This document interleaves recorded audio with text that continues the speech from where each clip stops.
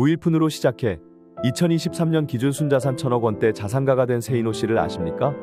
현재까지 믿고 있는 것들에 대해 세이노 하라는 의미로 필명을 지었다는 그는 1955년에 태어나 유년 시절 부모를 모두 여의고 고등학교 시절부터 생활고에 크게 시달렸습니다.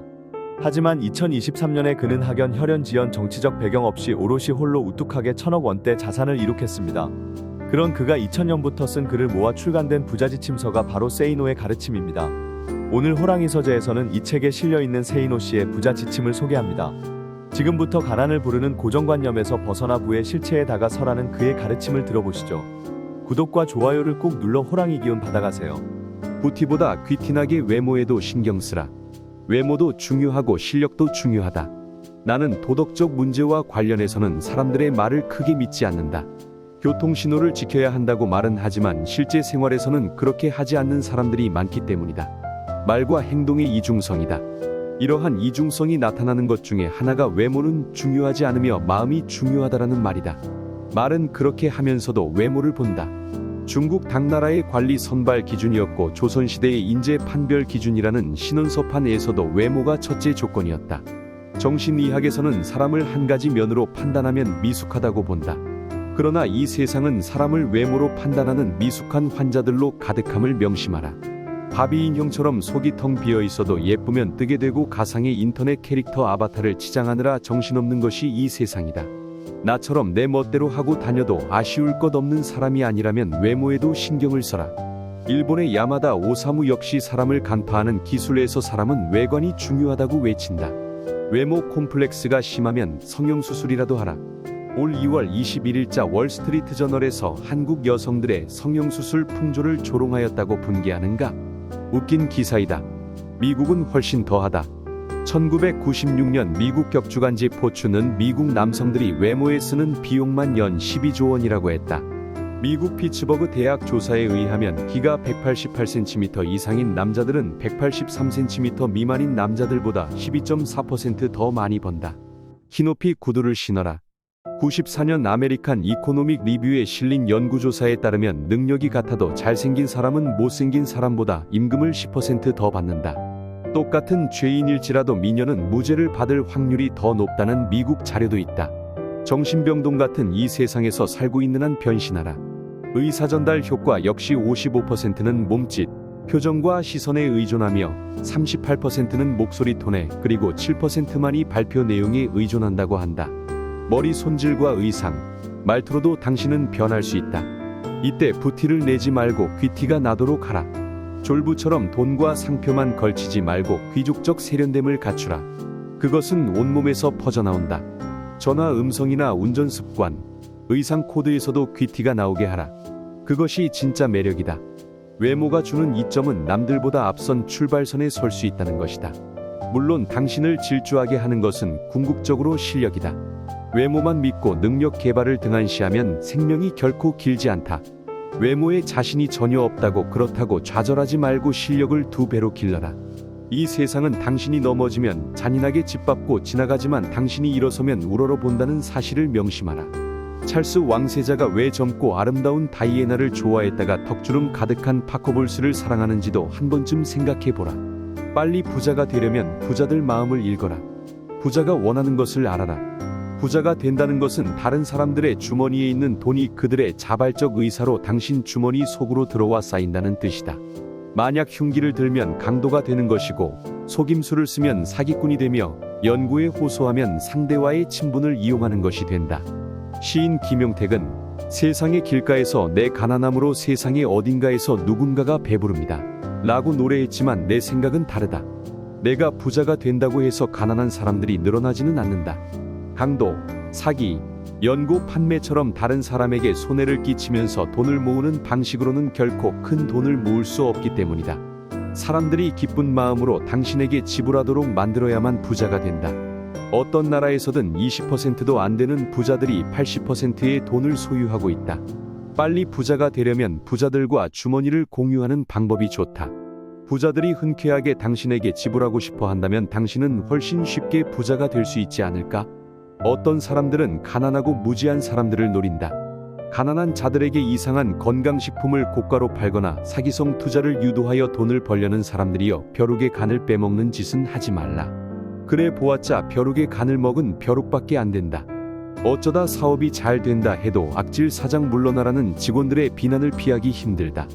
부자들과 주머니를 공유하고 싶다면 그들의 마음을 알아야 한다. 부자들이 원하는 것은 무엇일까? 가난한 동네에서는 땅 모양이나 전망, 일 조건이 문제가 되지 않는다. 먹고 살기 바쁜데 가격이 싸고 방을 많이 만들 수 있다면 최고다. 부자 동네에서는 얼마나 집의 모양이 잘 나오고 이웃에는 누가 살고 있으며 햇볕이 잘 들고 전망이 좋은지 등이 중요시된다. 같은 크기의 대형 아파트라고 할지라도 작은 평형이 섞여 있으면 가격이 낮게 형성된다. 그저 강이 보인다는 이유 하나만으로도 몇 억 원을 더 지불하는 사람들이 부자들이다. 이처럼 실용성이 아닌 다른 요소들이 가격을 결정한다. 한때 일본 자동차들은 고급차로서의 이미지가 없었다. 약 15년 전 토요타 자동차의 회장은 젊은 엔지니어 10명을 뽑아 특명을 내린다. 앞으로 1년간 미국에 가서 놀아라. 회사에서 준비한 호텔은 보통의 일본인들은 꿈도 꾸지 못할 최고급이었고 음식이나 자동차도 최고급이었다. 그들이 1년을 호합한 생활을 하며 놀고 오자 회장이 말했다. 이제 백만장자가 어떻게 사는지 알았는가? 그 백만장자들이 타고 싶어 할 차를 만들어라. 이렇게 해서 등장한 렉서스는 미국의 고급차 시장에서 데이트를 친다. 부자들이 원하는 것을 알아라.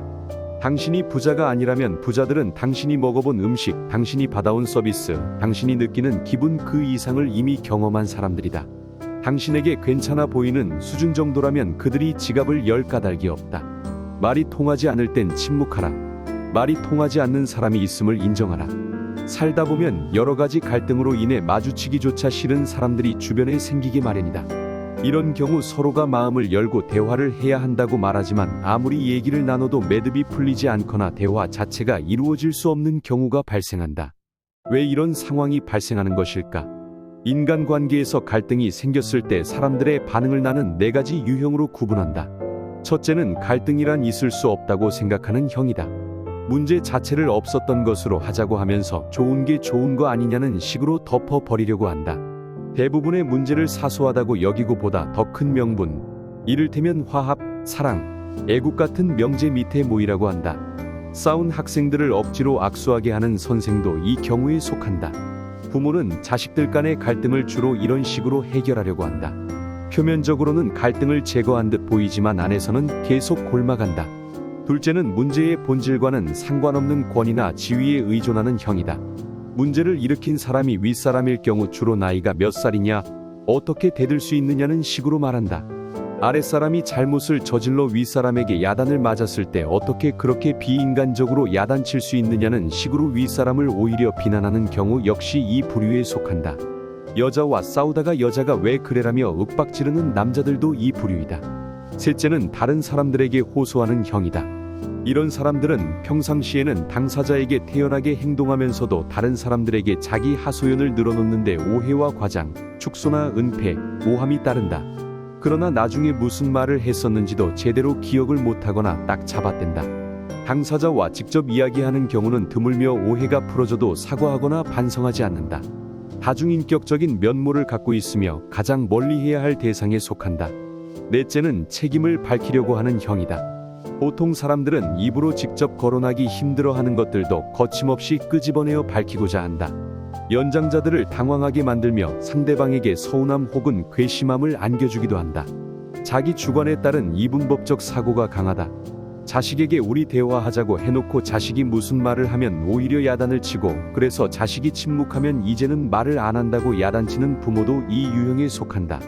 이러한 유형들은 누구에게나 조금씩 섞여 있으나 갈등이 발생하게 되면 어느 한 유형이 집중적으로 표출된다. 갈등에 대한 유형들이 서로 다를 경우에는 어느 한쪽이 백기를 들어야 화해가 이루어지지만 표면적인 것에 불과하다. 누군가와 갈등이 있다면 자신과 상대방의 논리 유형을 파악하라. 서로 다른 유형이라면 차라리 더 이상 만나지 말거나 그것이 어려우면 침묵하는 것이 서로를 위해 좋다.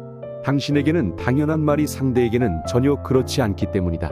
말이 통하지 않는 사람이 있음을 인정하며 살자는 말이다. 오늘은 여기까지입니다. 지금까지 천억 부자 세이노의 가르침이 도움이 되셨다면 구독과 좋아요를 꾹 누르시고 호랑이 기운을 받아가십시오.